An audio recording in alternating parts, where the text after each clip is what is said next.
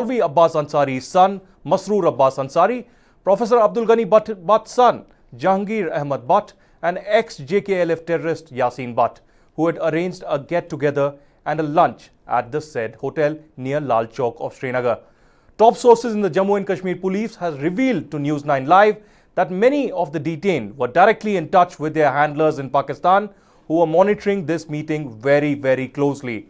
The main attempt of the meet was to revive terror-turned-separatist group Jammu and Kashmir Liberation Front and the Hurriyat Conference and the JKLF, which was of course banned by Government of India in 2019, and its main leader Yasin Malik arrested ever since for his terror crimes. JKLF was one of the first Pakistan-sponsored terror groups in Kashmir to start terror and bloodshed in the Kashmir Valley in 1989-90. So this brings us to some pertinent questions that we are asking in India's interest today. Is Pakistan desperate to revive terror in Kashmir after failing to revive it in Jammu and Kashmir, and of course playing the Jammu and Kashmir card at international forums? Has Pakistan realized that the jihadi terror sponsored by GHQ Rawalpindi and the Pakistan Army seems to be dying in Kashmir after 370 abrogation? And finally, should the Indian security agencies act tough against the Pakistani puppets involved in reviving separatism in the Kashmir Valley? We will be debating this and a lot more, and there are important guests that are joining us this afternoon on In India's Interest. Lalit Ambardar, activist, joining us from New Delhi. SP Vaid, former DGP of Jammu and Kashmir Police, a very prominent voice, joining us from Jammu. And from the Kashmir Valley, Sajid Yusuf Shah, activist, lawyer, joining us. Before I go to SP Vaid, sir, I want to bring in Sajid. Sajid, you reported this as well. A surprise raid taking place yesterday in the Kashmir Valley. And of course, several people being detained. There are no official details on the FIR or the arrest yet. But could you explain to the viewers what has happened in the last 24 hours? Because this is perhaps one of the biggest, secret meetings that seem to have happened after 370 abrogation, and perhaps a conspiracy to revive terrorism and separatism in Kashmir. See, Aditya, first of all, you need to understand one thing, that yesterday it was the Burhan Wani's death anniversary, and the people of the Kashmir Valley, they have no idea about Burhan Wani, who he was. But the unfortunate part was that Pakistani side, they were saying that Kashmir is under siege and Kashmir is right now under curfew. Many of the social media handles on the Twitter, they start I can say, bust the propaganda of Pakistan that this and the Kashmir is normal, the people are outside, there is no hartal, there is no curfew in the Kashmir Valley. So I think this is the kind of, I can say, sadness on the face of GHQ Rawalpindi and the ISI in the Pakistan and their handlers in the Kashmir Valley, and it upsets them.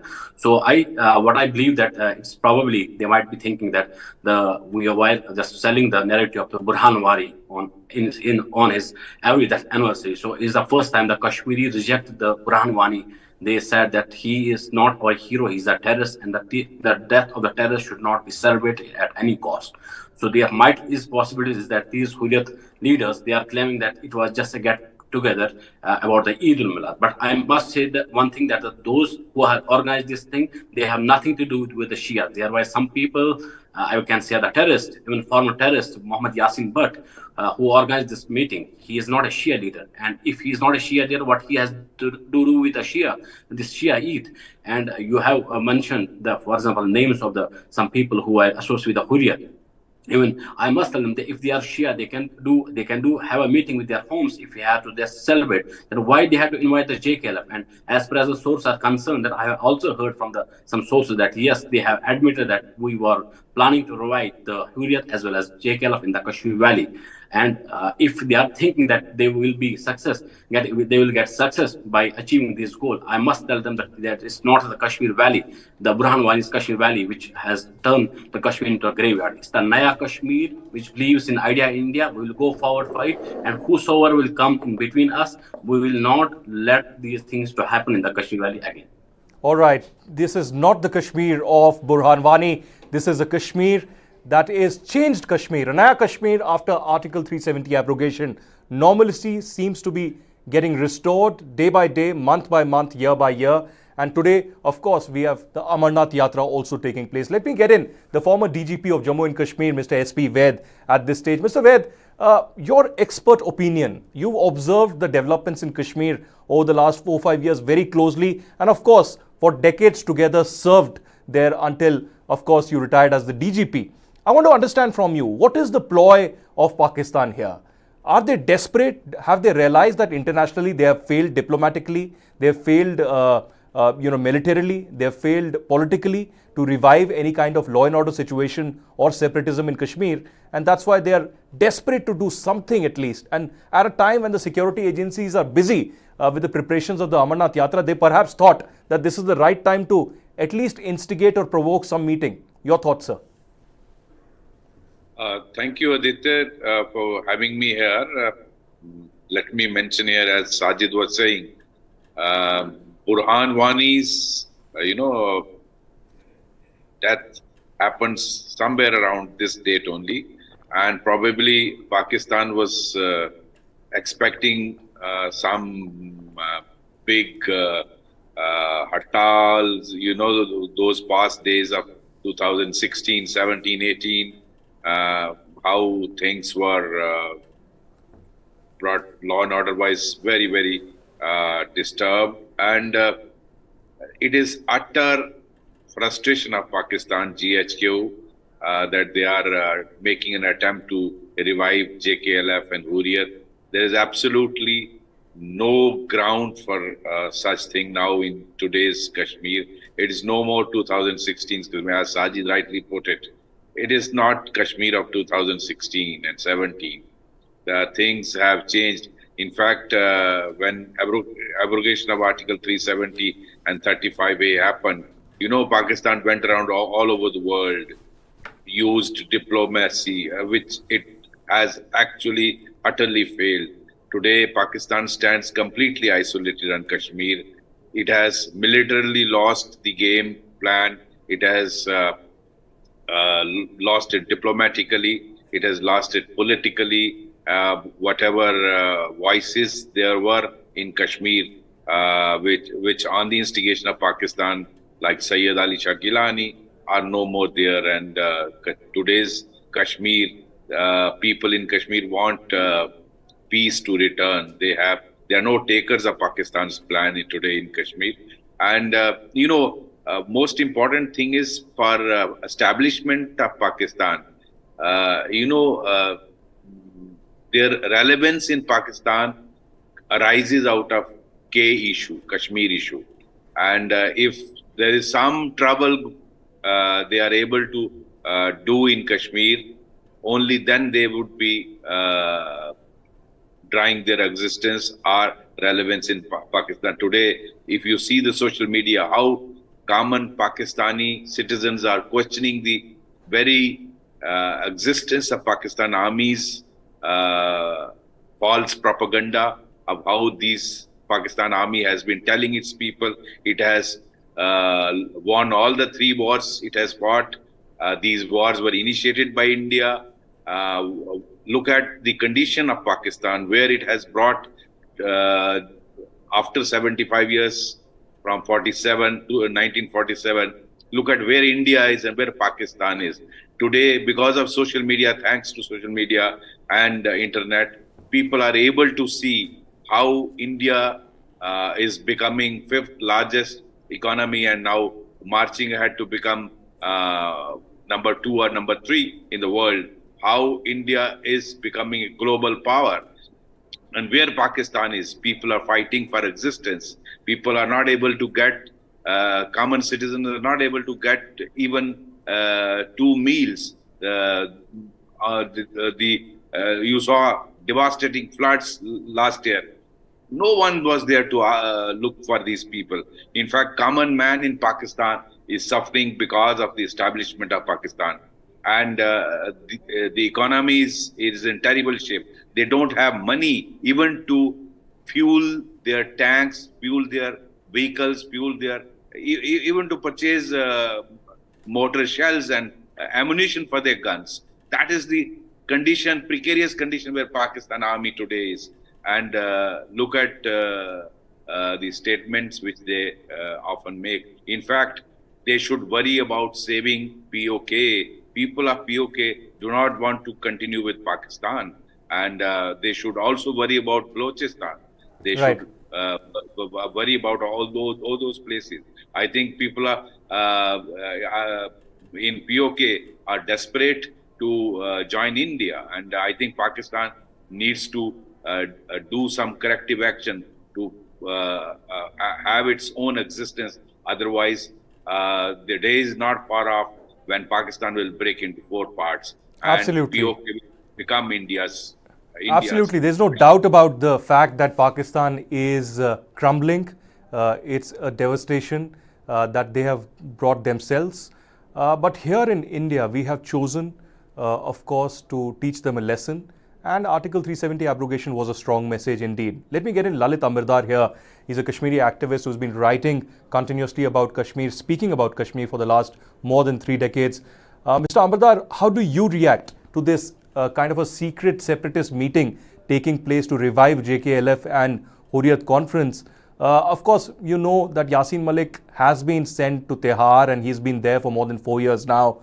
We know, of course, Gilani is no more. Mirwais seems to be least interested in reviving Hurriyat. Then who are these people who are trying to revive this? And what do you think Government of India should do now?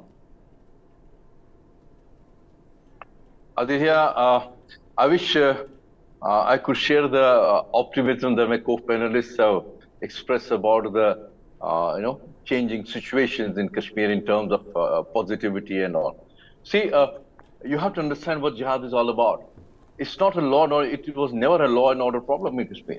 Jihad is always is pan-Islamic, it's terror-infested, and it's expansionist. Nowhere in the world has jihad been eliminated altogether.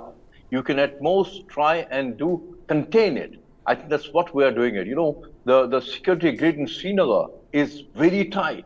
It's very difficult to breach. But at the same time, it's not impossible to sustain it forever.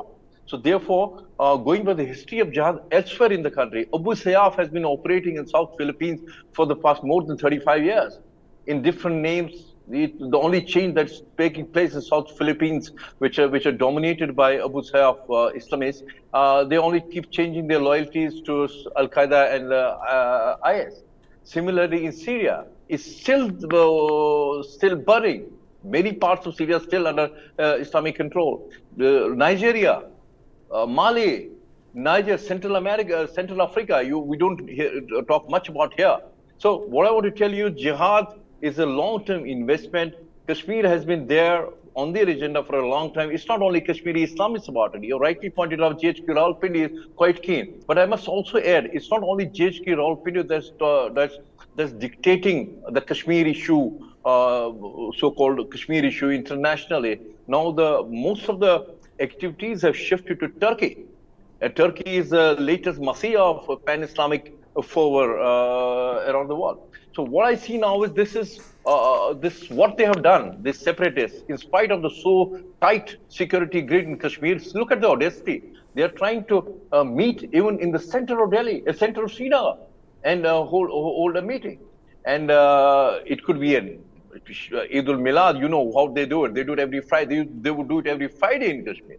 So I don't see any conflict when they say they were celebrating Eid al-Milad and in fact holding a separatist meeting there. They've been doing it after every Friday congregation. It used to be held in Srinagar all these years. So I see there are activities there. Kashmir Jihad is there. You have seen Kashmiri Hindus genocide has not ended. You have had so many killings in the past couple of years there. Of course, it's controlled at this moment of time. But you remember G20 meeting, Kashmiri Hindus were asked to stay home. So that way, jihad, I say, is there. You have contained it to some extent, but it's not. Look at Kabul. 10 years Russians were in Kabul. 20 years Americans stayed in Kabul. They invested so much. We invested so much in Afghanistan. We built a parliament for them. And everything was appearing to be all okay. And so much of investment, hotels were coming up there. And business was happening there. And suddenly you have Taliban in the very parliament of Afghanistan. They are passing Sharia laws to curb the human rights of Afghan women. So I don't see Kashmir Jihad can be eliminated, can be reversed only through development and tourism and investment there. You have Right. to be very strong. You pointed out Jamaat-e-Islam has been banned, but Ahl Hadith has not been banned. And what they have done, they have removed the Jamaat board, and they are working under Ahl Hadith term, Ahl Hadith title now. And not till now, not one rapist, mass murderer Kashmiri Hindus has been touched in Kashmir. You have to remember it. Genocide is being denied. You know why? Just they don't want to. Our people, our establishment, security establishment, don't want to annoy the jihadis or Islamists of Kashmir. Otherwise, I see no reason. You talked about the ban of Jammu Kashmir Liberation Front. The Jammu Kashmir Liberation Front was banned on the allegation that it started separatism and it was responsible Kashmiri Hindu genocide. Can you imagine? The irony is he's being tried not for the genocide of Kashmiri Hindu. He's been given death sentence not for the genocide of Kashmiri Hindus, for money laundering. So because the North Bloc also realizes that jihad is there, it is simmering, you have to control it. I only want they have to be very strict. And Article 370 is no way going to fight jihad. It's only to dismantle the Islamo-fascist ecosystem that have been flourishing in Kashmir because of Article 370 for 70 years. And it's a long process, a long disease. It will take time till you are able to psychologically change the mindset of the local population there. You are absolutely right. You are absolutely right, Lalit Ambardar. Clearly, there needs to be further action on the ecosystem of terror that has prevailed in the valley for decades together. The Islamist forces, be it in the media, the lawyer community, the trading community, who have acted as hawala operators or overground workers of these terrorists for a very long time. While there's been considerable action in the last 5 to 6 years, but there's much more that needs to be done, and there needs to be a consistent approach, not a dilly-dally or returning to square one situation. So you are absolutely right, but let me return to Sajid Yusuf Shah at this stage. Sajid, you are a youth from the valley and you've seen Kashmir very closely. Your family has been a victim of terrorism as well in the valley. Please help us understand, help the viewers understand that how is the valley right now? If you compare it to perhaps 10 years ago, the Pakistan's interference in the internal affairs of Kashmir, how hawala operators used to run law and order situation, the stone pelting, the money that used to exchange hands, and what is the situation today? How much of an interference of Pakistan is possible in Kashmir of today? See, Aditya, when it comes to Pakistan, I must say that the government of India has taken some concrete steps, be it in terms of money, like you have mentioned about the hawala. After the Prime Minister Modi, he focused on the digital India. Nowadays, all the transactions which is happening, it's not only the rest of the country, but it's also in the Kashmir Valley. Everything is going digitally. So there's no doubt that the money right now, I won't say that 100%, but to some extent it's going digitally, so that there is no possibility of the hawala transaction right now that they were feeding to the stone pelters. One point, because you have not seen the stone pelting just after the application of Article 370. We need to understand why is it just Article 370 which was a barrier to these things. After the application of Article 370, all of these things stopped. Why all of these things stopped with the passage of time? And second thing is, when it comes to these Pakistan, like the Lalit Ahmed, he was mentioning about the Jamaat-e-Islami. My understanding is very clear. You might have banned the Jamaat-e-Islami officially, but Jamaat is still working behind the curtains. You don't know the recruits of the Jamaat-e-Islamis. I know a lot of this institutes in the government. I know many of such people who are still in the government. They are working for the Jamaat. They are still holding the key positions in the government. They are at the I can say good positions in the different sector. So they are working. They know their job, what they have to do, because they know this are not right time for us to speak and to work. But the thing is, they are making the strategy. Whatever we are seeing today, the Jamaat has invested in from last 70 years. It's not nothing new, because they have enrooted the Islamization into the mind. They have penetrated they have brainwashed the Kashmiri youth through their literature, through Islamic literature, lot. Okay, we seem to have run into some technical glitch. Sajid Yusuf would be joining us in a bit from now. He was explaining how Kashmir has changed drastically in the last decade and how we've seen tremendous change on ground. where Pakistan's Hawala operators no longer exist. Several people who were part of that Hawala nexus for terrorism and separatism have been arrested by the NIA, and we have seen a massive change on ground. Let me take that to SP Ved, who's an expert voice on the panel and who has seen Kashmir very closely over the last many decades. Mr. Ved, what is the situation presently in Kashmir? There was a successful G20, which I personally covered in Srinagar, and perhaps one of the first international events in a very long time at such a large scale. What does this indicate? Does this indicate that Kashmir is now opening not just to international tourists, but like any international destination or city from across the globe? What does this tell about the changing scenario in Kashmir? And when we look at the security situation in particular, do you think that there will be this normalcy that will continue, or do you think from time to time Pakistan will try to interfere in some way or the other? After Pulwama, we saw for many months there wasn't any major attack, but then the hybrid terror began in Kashmir. So do you think this hybrid form of terrorism is the new terrorism of Pakistan in Kashmir? Or do you think even months from now or years from now, it will also not found resonance or with the common people of Kashmir?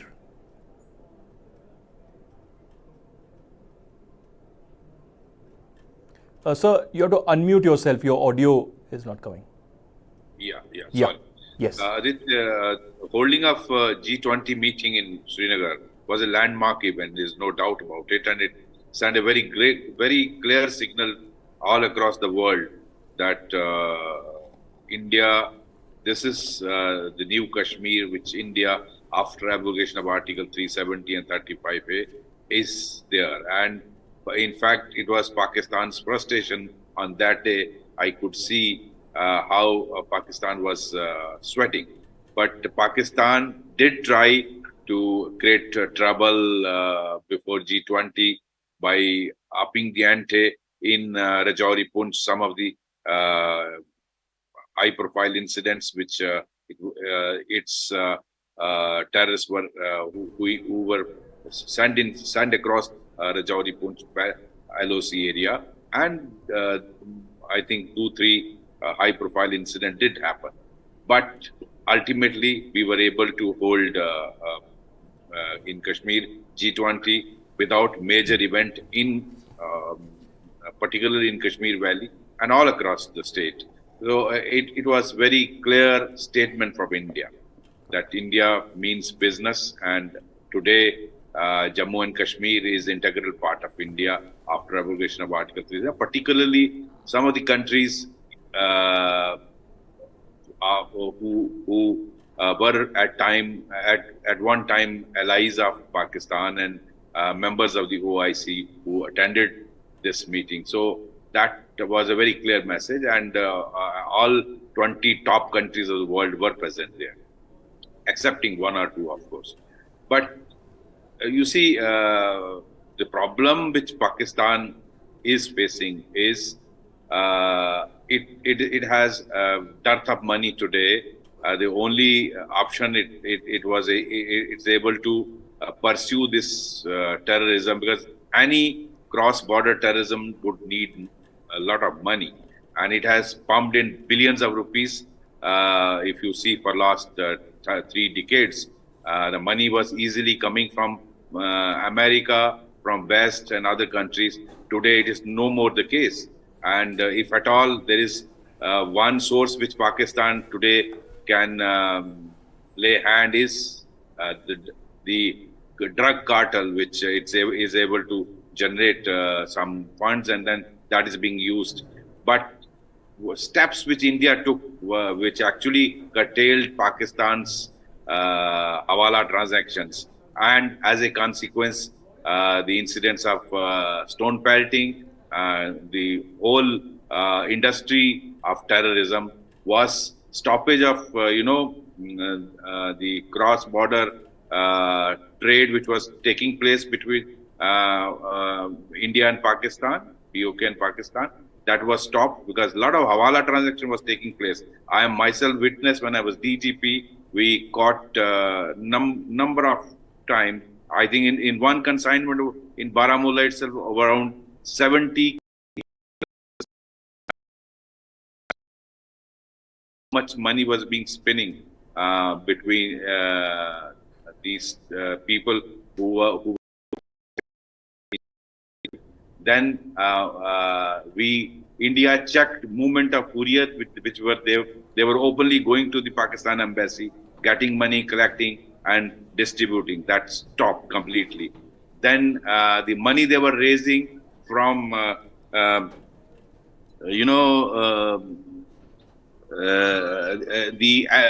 selling up MBBS and engineering seats by Hurriyat. Yeah. That stopped. That India checked that no one will be allowed this way. The Hurriyat process was completely stopped. Then you had other means like money coming through other channels like a particular bank. I don't want to name, and banking system and money. Of course, through sir, you've given a lot of examples. You've given a lot of successful examples of where money was coming in, how the Hawala operated, how the terrorism survived over years in the valley. But briefly, if I can ask you again, is this a time where jihad is dying in Kashmir? Can we with confidence say today that the beginning of the end of jihad sponsored by Pakistan is ending now? Aditya, we heard Mr. Ambardar. I completely agree. Basically part of Ghazwa-e-Hind for India, and that a part of it is happening in Kashmir.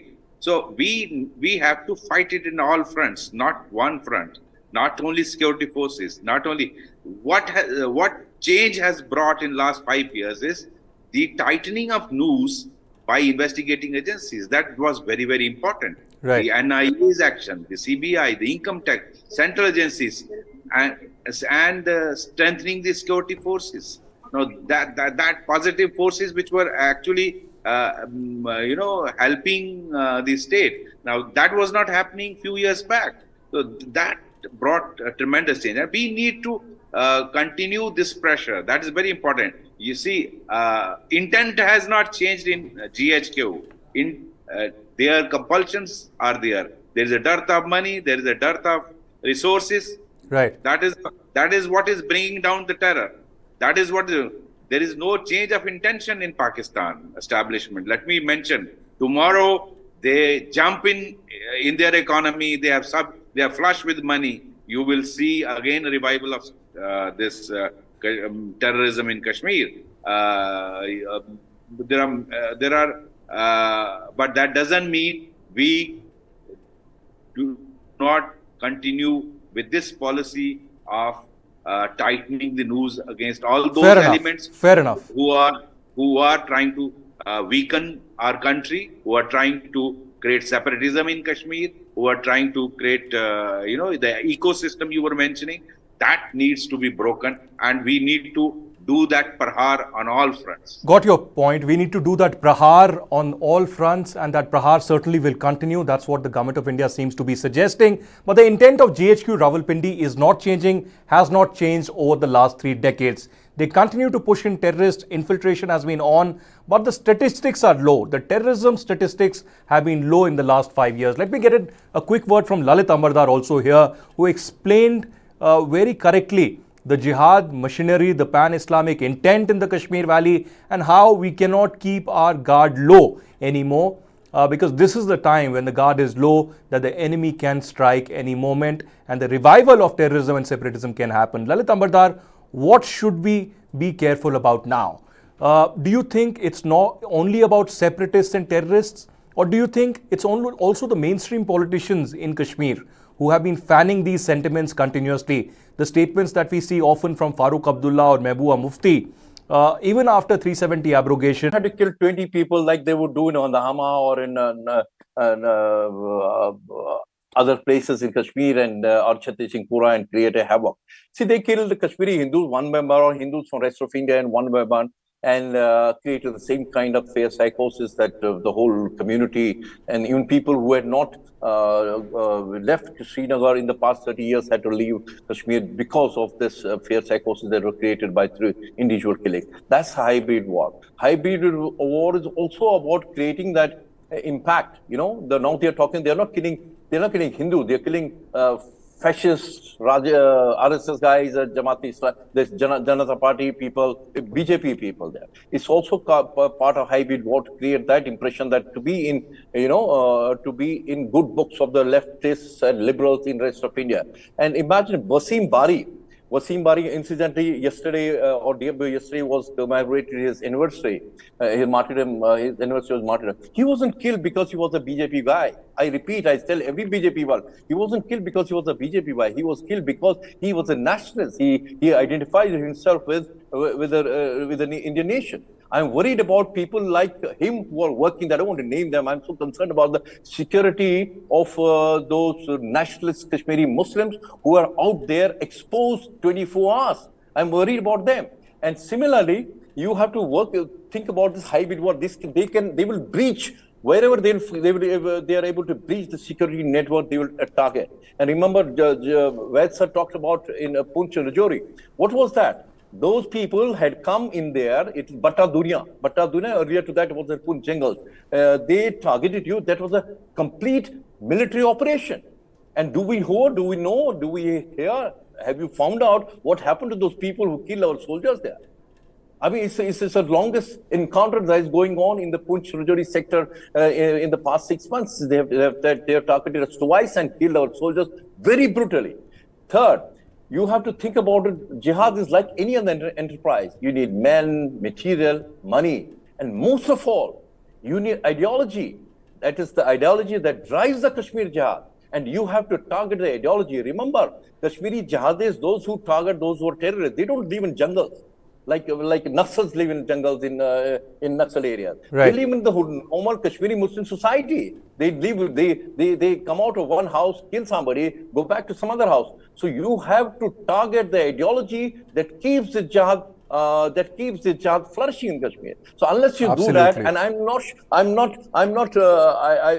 I'd say unless there are reforms within the Islam, which I see ray of hope in Saudi Arabia coming in. If unless there are internal reforms in Islam, jihad cannot be vanquished. You can at most contain it, but contain it not through carrot and stick. You cannot win over. You cannot counter the Islamic ideology, pan-Islamic sentiment by development money. You can pump in money. I think that's not the right approach, because once they are able to breach, they will create a havoc, and they are alive. They are there.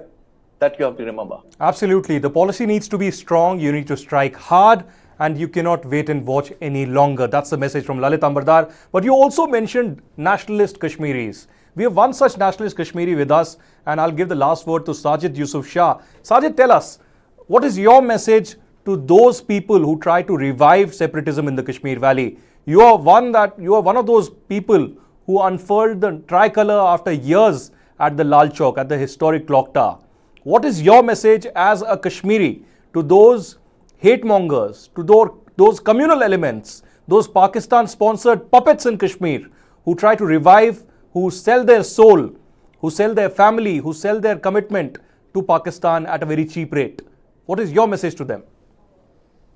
Yeah, absolutely. You have mentioned about the clock tower Lal Chowk. I must tell you one thing. This is the same Lal Chowk that was used by the Hurriyat, especially the JKLF. They used to hoist a Pakistani flag. They used to say that the IS flag. I have seen a lot of places in the Kashmir Valley where I have seen a Chinese flag. It's very ironic. You must be laughing on this, but I have seen these things in my life.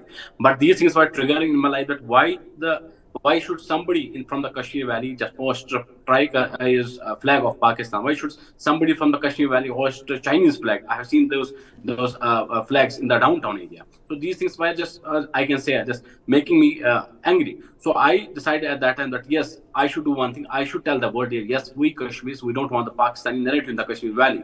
That's why we hoisted a tricolor on the top of clock tower. So it was a message not only to the Pakistan, but especially those who are the stooges of Pakistan in the Kashmir Valley, that we Kashmiris reject Pakistan-sponsored terrorism. We Kashmiris reject the, I can say, this idea of the Pakistan. We Kashmiris reject the extremist ideology which the Hurriyat leadership and these people have. Right. It's all gone because you have mentioned about the G20. Why the G20 happened? You have seen a lot of Kashmiris, they were welcoming the G20 in the Kashmir Valley, and they have the hope that yes, Now the thing is, we are safe in the hands of India. Yes, India is our hope, and we will go forward for the India with the India. So it's a message not only from my side, but from all the Kashmiris from the Kashmir Valley, that yes, we want to prosper. We want to prosper with the idea of India. We will go forward with the India.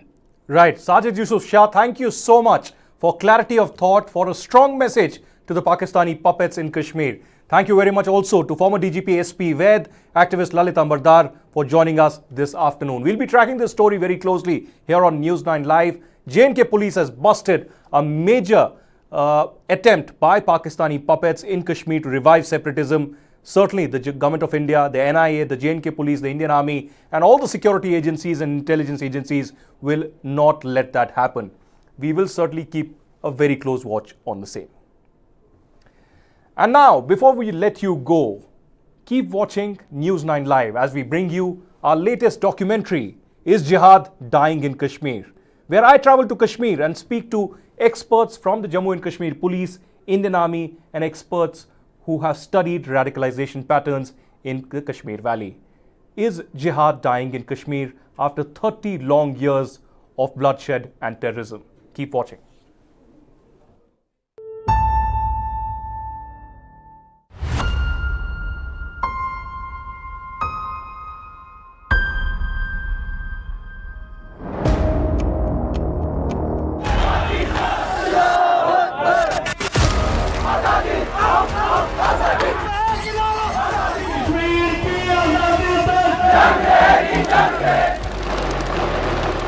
The jihad machine brainwashed Kashmiri youth.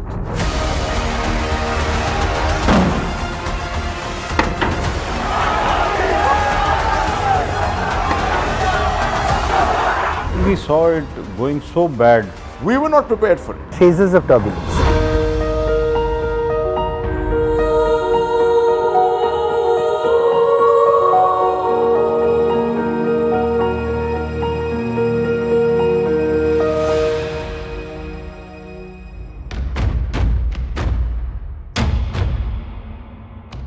Jammu and Kashmir के पीएको को आप भारत का हिस्सा नहीं मानते हो क्या? Aggressive ना हो, जान दे देंगे इसके लिए।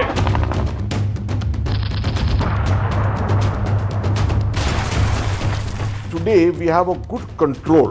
There is a feeling of normalcy that is setting in.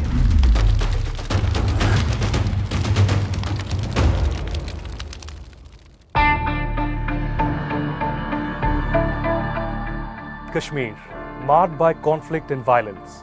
For decades, the shadow of Pakistan-sponsored terror had eclipsed the Muslim-majority region. Local youth were radicalized in the late 1980s by Pakistan's spy agency, Inter-Services Intelligence. High on the idea of jihad, a religious war in the name of Islam that terrorized the Indian state. Many of them crossed the border to be trained by the jihadis. 4 years since the abrogation of Article 370, a semblance of calm has returned to the valley. Infiltration of terrorists from Pakistan is at an all-time low. Peace no longer seems to be a distant dream. I nostalgically remember Kashmir since the first time I went there in 1980 December. We could move from our transit camps, board a public transport bus, go to Lal Chowk, come back, go to a movie hall, and that was the time when we were waiting for the next move. So our transit camps were the place where we halted. And then we saw it going so bad. Since partition, Pakistan has been charged with supporting anti-India demonstrations in Jammu and Kashmir through local agents in an effort to sow seeds of unrest and instability in the region. In the 1980s, Pakistan Army and the ISI took advantage of the temporary special status to Jammu and Kashmir to spark sentiments.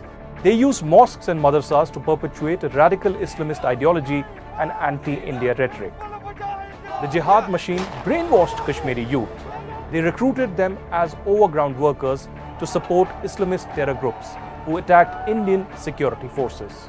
Street protests, stone pelting and violence surged. As far as mental part is concerned, jihad is very strongly entrenched. The institutions, peddling that jihad narrative, particularly the mosques and the radical leaders, they are pretty much alive. But yes, terrorism is certainly on the decline. I think there's a far greater understanding of hybrid war. What have started in the 80s and the 90s, continued through the 90s, was all hybrid war. We were not prepared for it. We responded more militarily, more kinetically and things like that. Today, the government of India is undertaking what is called an all-of-government approach all over Jammu and Kashmir. It's not easy. The spurt in the anti-minority sentiments triggered the largest exodus of Kashmiri Pandits in 1990. Massacres, rape and other violent acts against the minority made them flee the valley. Post 1989 and the Kashmiri Pandits being tortured and pushed out of their homeland. And thereafter, the stone pelting combined with infiltration and the violence levels which ISI was orchestrating from across, and the added element of Jamatis and the Hurriyat, all that got complicated somewhere between 2006, 7, 8, 9, 10.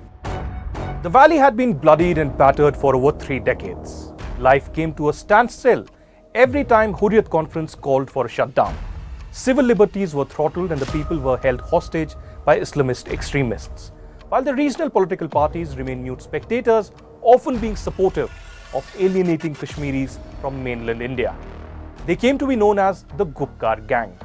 All this changed with a historic move by the Government of India on 5th August 2019. Jammu and Kashmir के पीएको को आप भारत का हिस्सा नहीं मानते हो क्या? Aggressive ना हो, जान दे देंगे इसके लिए। क्या बात कर रहे हो आप? एग्रेसिव होने की क्या बात कर रहे हो? The government abrogated Article 370 and passed the Jammu and Kashmir Reorganization Act. The special status of Jammu and Kashmir was removed. The state was bifurcated into 2 union territories, namely Jammu and Kashmir and Ladakh, in a major move towards restoring normalcy. Since then, the security situation has improved dramatically. Incidents of terror have reported a declining trend and the number of fatalities have also reduced. There are no violent protests with stone pelting in the cities and streets that you used to see earlier. There is no violence on the streets by and large. Even the encounters with terrorists or recruitment into terrorism, into terrorist groups has come down drastically. None of it is zero, but everything has come down drastically. Kashmir has had has had phases of turbulence, and the most recent one being its most violent and the longest phase has finally is seeing diminishing attrition. We are also seeing new trends like hybrid terrorists. The idea is to gain international attention and soft targets like targeted killings of migrant labor. This is all they can do. Earlier they used to be attacking security forces and things like that. So these are the trends we are seeing more as a compulsion to do something. There is a feeling of normalcy that is setting in. The terrorist groups, their handlers across, and they have to prove it to each other that they have to try and banish this feeling of feel-good fact, the feel-good feeling. We have been very effectively been able to control Kashmir, the Kashmir part north of Pir Panjal. The Jammu side, the south of the Pir Panjal, is emerging as the more worrisome area now. And this is the area which by 2008, 9, 10, terrorism had vanished from here. And the Jammu and Kashmir police had actually declared this is a terrorist-free area. This is an area where there is, well, Poonch has got 90% Muslim population perhaps. But as you come south, you find a balance of population. Targeting of minorities, Hindu families, etc. has taken place in Rajouri, as you're aware. And this is an area where Pir Panjal itself offers tremendous hideouts. Rocky outcrops, jungle terrain, the area between Rajouri and Poonch in particular, the higher tracks. See, there is no doubt the situation in Jammu and Kashmir has improved considerably. Radicalization is down, terrorism is down. Terrorism is certainly on the decline because India has taken some of the very strong kinetic measures. The Rashtra Rifles came up only in the early and mid-90s. We did not have a doctrine by which we would look at this whole concept of balancing out hard and soft power of the army. All that is in place today. So it's not easy to increase terrorist strength. It's not easy to do recruitment because our intelligence agencies